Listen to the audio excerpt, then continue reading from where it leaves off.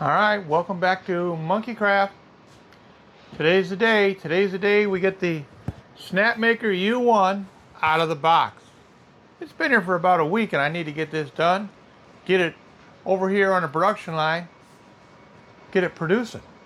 So let's go through the unboxing of it and the setup, calibration. We'll run a test print or two. Then we'll move it over to its permanent home and get it set up there. Let's get started on it right now.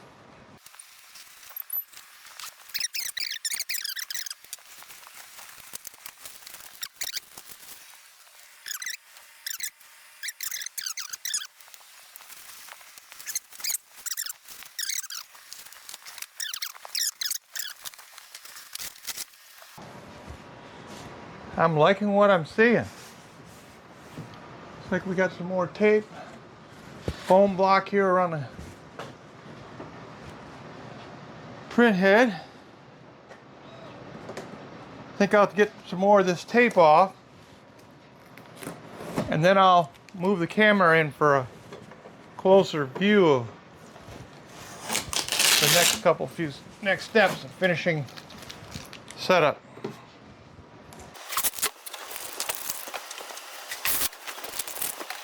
And lots of tape.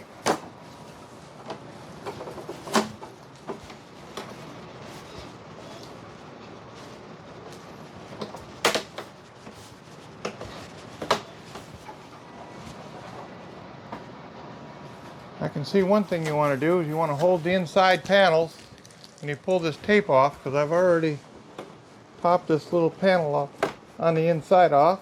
It went right back on, but if, like on this side, if I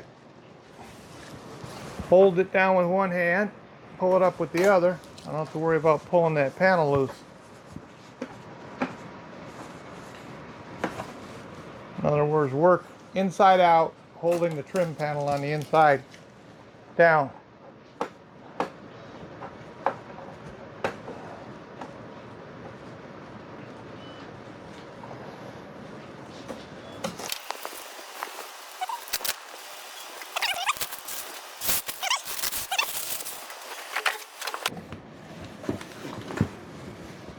And we got the shoebox. Let's take a look what's in the shoebox.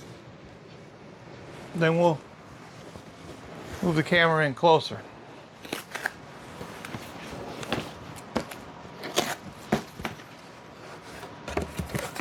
Nice boxing though. Super sweet, huh?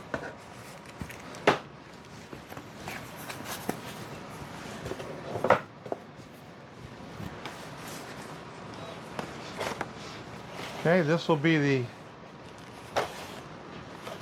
tool kit.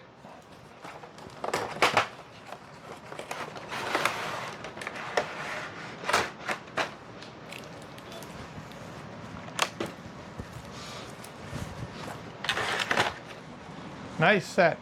Nicest one I've gotten in a printer. Got some dikes or cutters here. Scraper. PTF tubing, grease, Allen wrenches.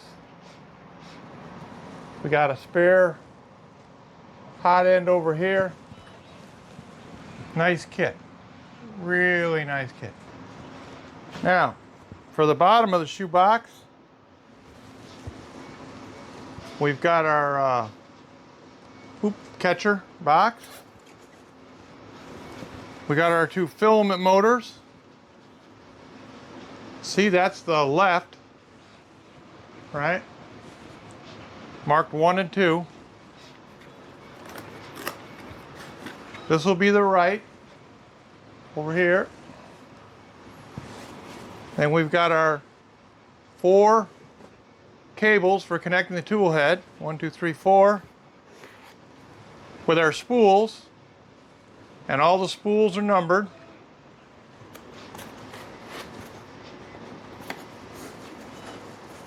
I believe down under here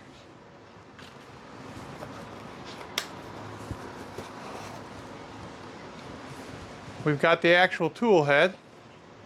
I'm looking for the one with the sticker on them. One of them's got a sticker on it. There. This is the one with the sticker. This is the first one that gets installed.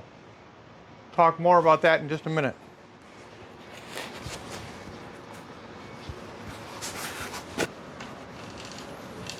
Alright, now using the Allen wrenches that come in the kit, there's going to be a screw here, a screw here, a screw here. 3 screws that hold the bed plate down, and then there's 3 screws, 3 in the front, 3 in the back, that hold these plastic pieces in. Let's get this out.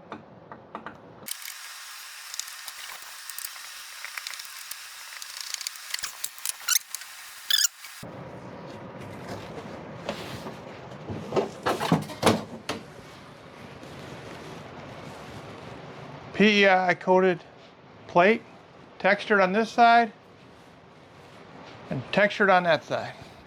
Move on to the next step. We're going to get all the tool holders installed and so forth. Put our plate back. All right, for the next step now, we're going to install the filament motor. But you can see it's marked right and a 3 and a 4. Well, this is the right side, and you insert the cable all the way in. It'll only go one way, and you got a little diagram to show you if you got it right or wrong. Then you simply insert the motor into these 4 holes, right? Line up the 4 holes, push it in, push it back. It'll lock in. Okay. Now let's do the same thing for the left side. Again, you line up the cable. Got a tab on it. And there's a tab. You can see the tab down inside there, the slot for the tab. Put it in there. Make sure it's seated all the way in.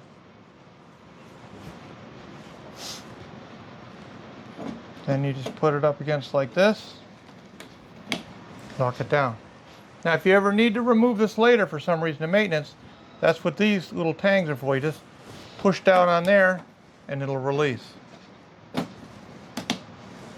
So now we'll put the spool holders on.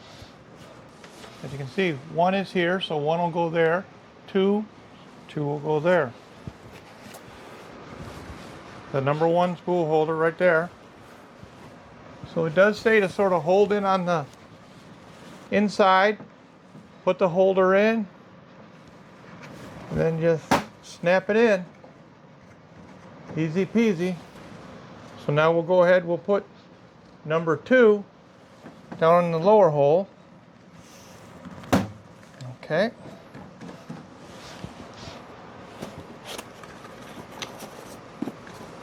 Next, I'll go ahead and put 3 and 4 on the other side, following the same procedure. Next, let's run the filament tubes from the filament motors. This would be the left side, or the right side, 3 and 4, and 1 and 2. I'm going to use the shorter tubes from your kit. Maybe these 4 right here. You can't see the back side of the filament motor, but I showed you in the picture a minute ago. There it says like number 3. So we're going to put number 3 in the number 3 hole, right? And then up on top here, they're labeled 1, 2, 3, 4. So 3 is going to go in here.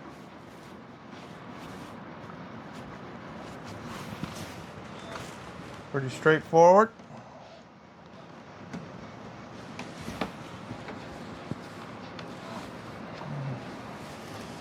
4 goes into 4.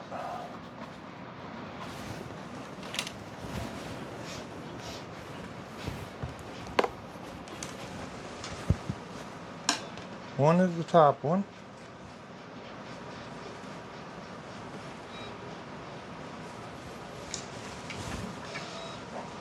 One is the first port here.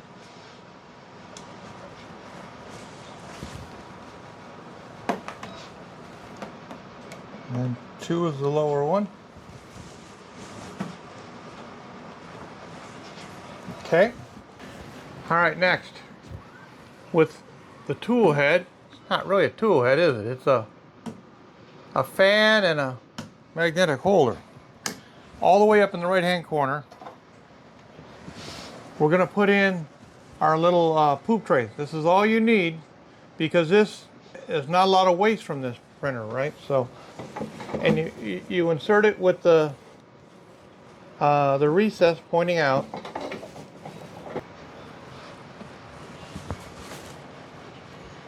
All right, so here is our tool heads. There's 4 of them, of course, right? And the first one you install has got a special label on the back, right? This is the first one you put on, and it goes here in the number 1 position, right here, okay? Now, you take the sticker off.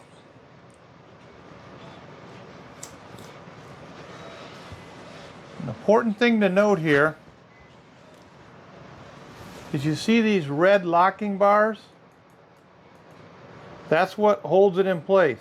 So how they disappear if I slide this with your tool, you slide it over there, they disappear.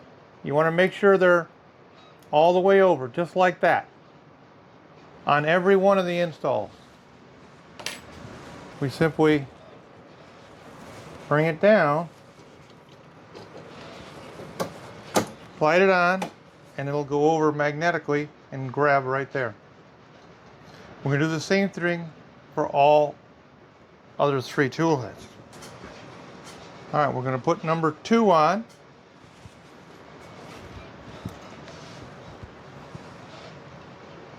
And make sure the red lines are over, right? Let me show you one more thing about these tool heads. There's a cover, and it's magnetic. There's your hot end right there at your nozzle. And you can get to these very easily. And this just snaps back on. It's magnetic, right? So with ensuring that the red lines are closed, I'm going to bring it down, insert it, and it goes over and magnetically locks in.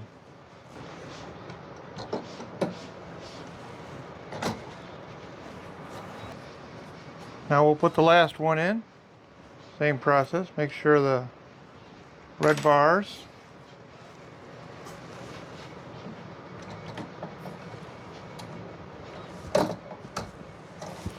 There we go. All the windows are open, clear. We're good there. Next step. All right, next we're going to do a procedure. I don't actually know the name of it. Sort of like a centering procedure here on the tool carriage.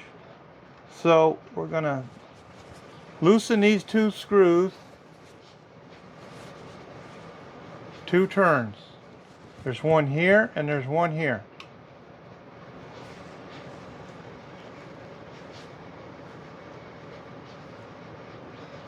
Next, it instructs us to move it around the path for 2 cycles.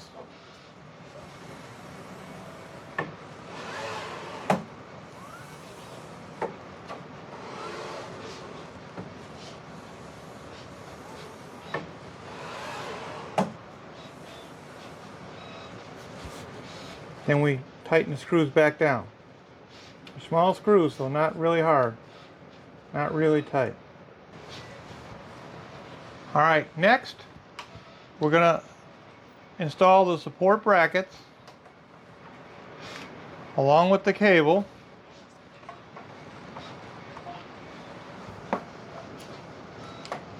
And the USB cable, right? You want to make sure you use the right screws. These are held down with the 2.5 by 16 screw. And whatever you do, don't use a power tool to install either end of the cable, or you can damage the unit. You don't want to over tighten this stuff.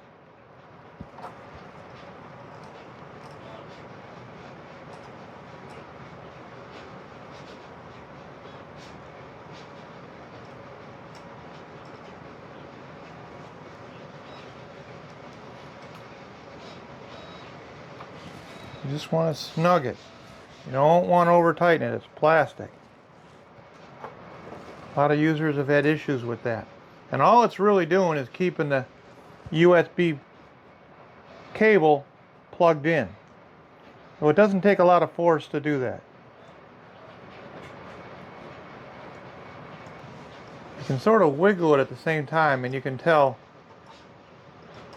when it's getting contact. It stops wiggling. That one's good.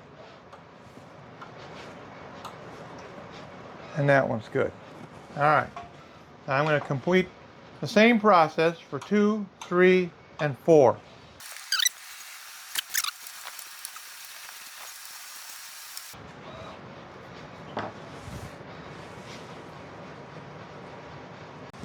Now using the 2.6 by 10 diameter screws, don't mix them up, we're going to plug in the USB cable and put the screws in these as well. Do not over tighten these screws. A lot of users screwed up their tool heads by over tightening these.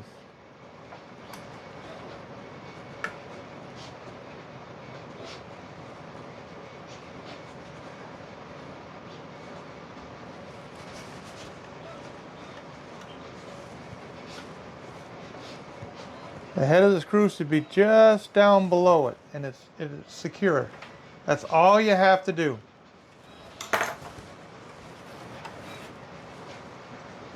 Now let's repeat this for the remaining tool heads.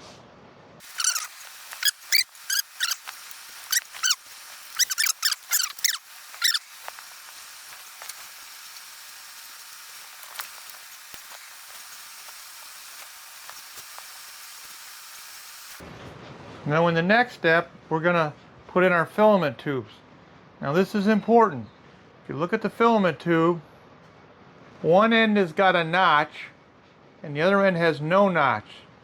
The end with no notch goes out here at the body, or the machine body, and the notch end goes into the tool head. So let's insert this down.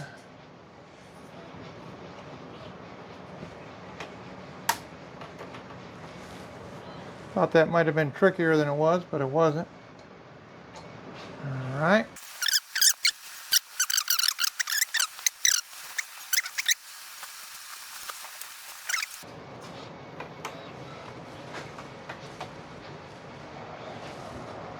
Now we're going to go ahead and put our filament clips on.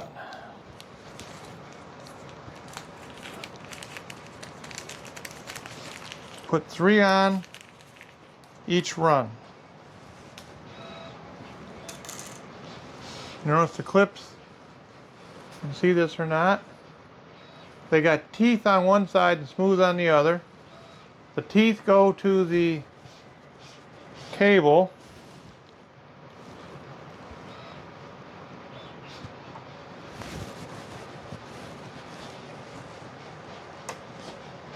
And smooth head to the tube. Easy peasy.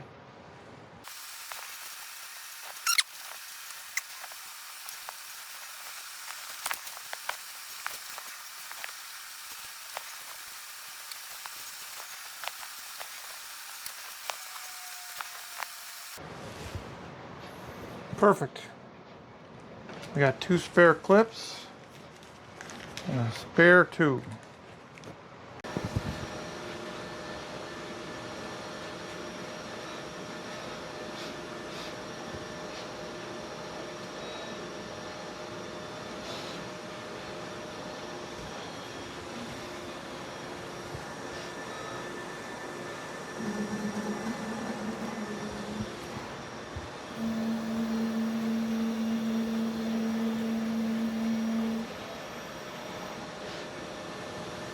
Alright, now it wants me to take the brush and to come in here and just clean the nozzle. Rub it on the nozzle a little bit, which I've done. Next, I'm sure it's going to do this for all 4 tool heads.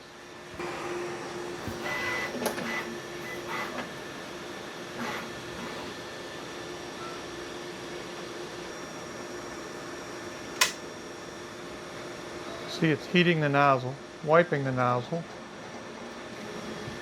And I think it's going to bring it over and have me clean it, which I'm going to do.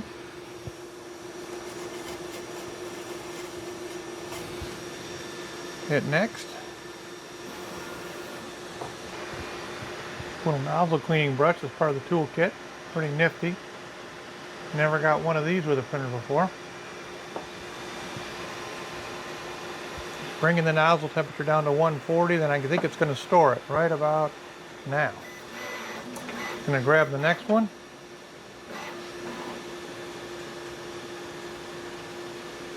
It's heating the nozzle. This is all part of the calibration.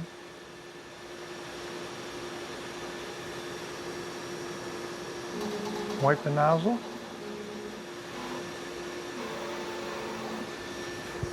And I'm gonna scrub her off here real quick.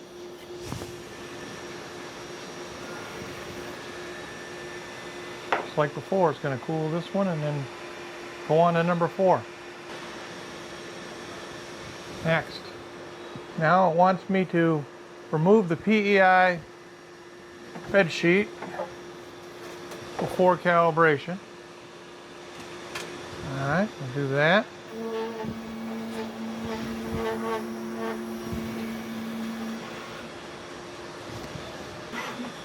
Yeah, it's homing the tools. When it moves off, I'll show you in just a second.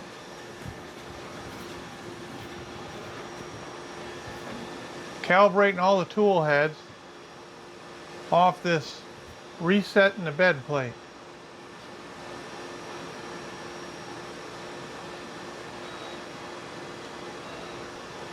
What it's doing is it's moving the tool head around in that reset, touching all the sides and, you know, and calibrating off that known recess there. Oh, it's this little recess right here that it's using. Now I'll do the same thing for tool head number 2.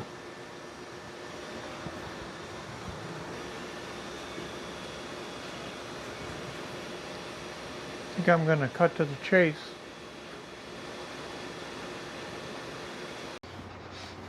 So the U1 is in its new home, and I reran the calibration, initial calibration, because I moved it after that. Now let's load some filament.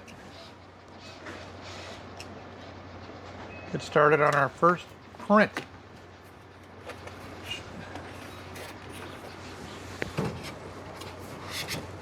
Okay, just put it under like that. Push it in there and the motor takes it over. I'm loving that.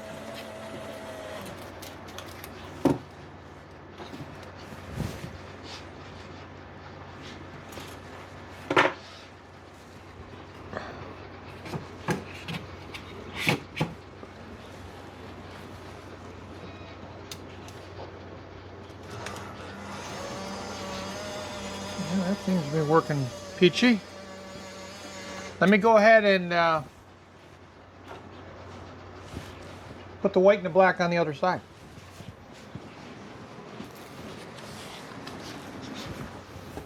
And we'll get the print going.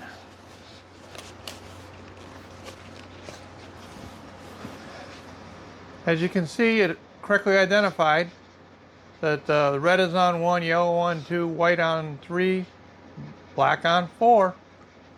I'm going to hit the start button and we're going to print the local file that's on local drive. Now that looks about right to me. It's got all the colors match. I guess that's the purpose. 2 hours and 56 minutes to print the dragon. Yeah, I just did bed leveling. We don't need to do that. There we go.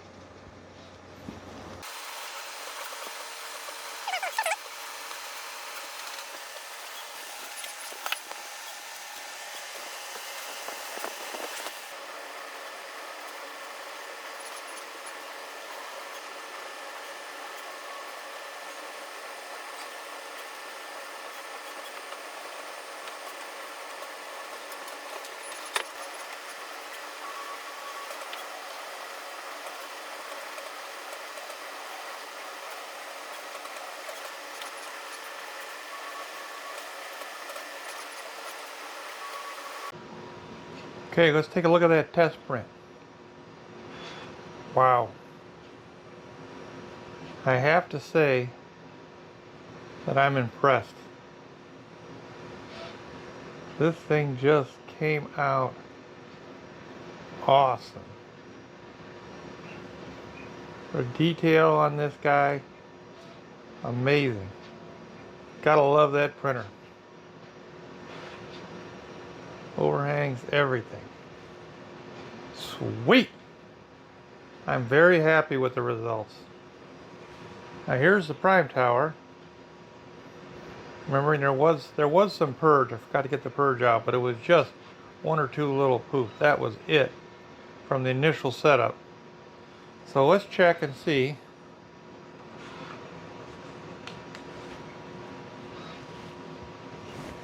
how much the actual print was. 16 or 22 grams for the actual print, and the print tower was 18. There's maybe another gram in the thing, if that, probably less than that. So that's amazing. You know, this print would have created a whole pile of poop if I'd have done this on any of my Bamboo Lab printers with the AMS. Sweet. So I did this, and I couldn't help myself.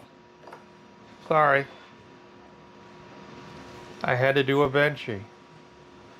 And of course, on the U1, it can't be a single color benchy, it's got to be multicolor.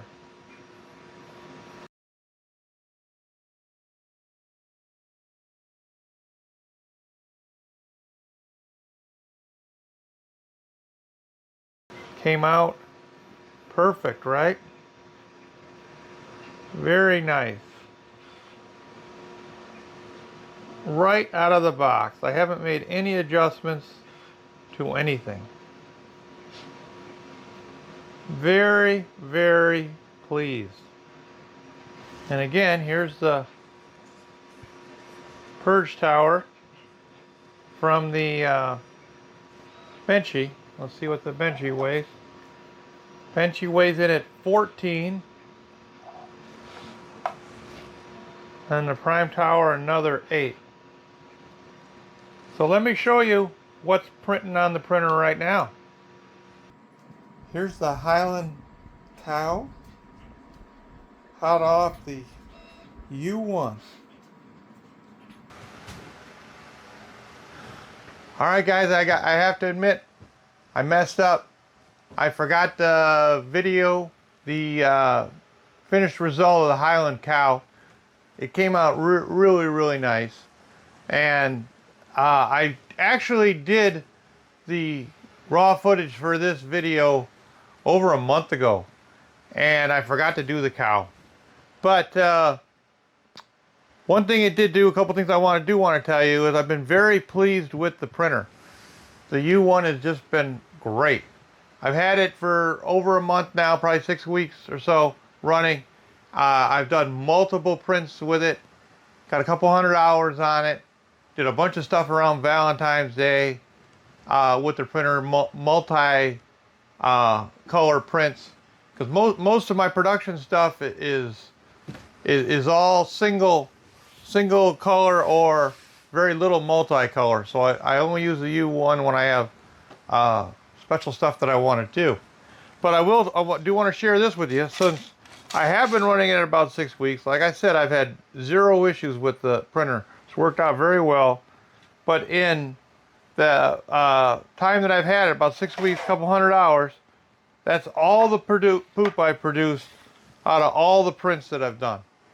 It's simply amazing, the filament savings that you get from the multiple tool heads. Gotta love it. But as I messed up on the cow, I got another print that I want to show you. It's hot off the printer. Let's take a look at it. Now, I don't normally print dragons, but I had to for the U1 to try it out.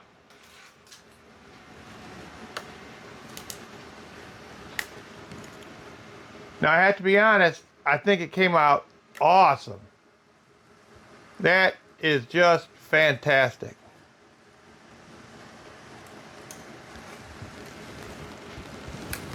Let me pull it off the plate here and get a closer look.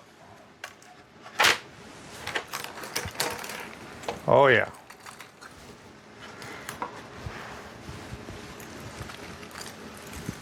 Put that like this. How about we put it like this? Is that awesome or what? Detail on this came out fantastic. And that's right off the U1. No trimming, no changes. Came out perfect. So needless to say, I'm very pleased with this Snapmaker U1 printer. It's everything that they said it was going to be. Does a great job. Look forward to continuing on and doing more multi-color prints on the printer. So, I hope you got something from this video. I'd recommend the Snapmaker U1 to you. It's a great printer. So that's going to put a wrap on this video. If you haven't liked and subscribed yet, please do that in the link down below. And I'll catch you in my next video coming out real soon. Thanks, guys. Take it easy.